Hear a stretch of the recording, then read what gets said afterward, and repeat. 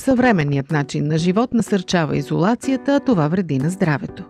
Стотици здрави доброволци били изложени на обикновен вирус, след което ги поставили под карантина за няколко дни.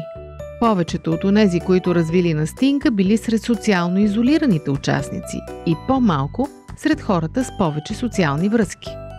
Това е факт, но има надежда. Прекарването на време с приятели е една от най-лесните стратегии за засилване на имунитета. Започнете да добавяте в графика си повече време за социални контакти. Това е евтино, не изисква специално оборудване и може да се прави по най-различни начини. Разширете социалния си кръг. Играйте в футбол или ходете на църква. Намерете си нов приятел и изпадете настинките.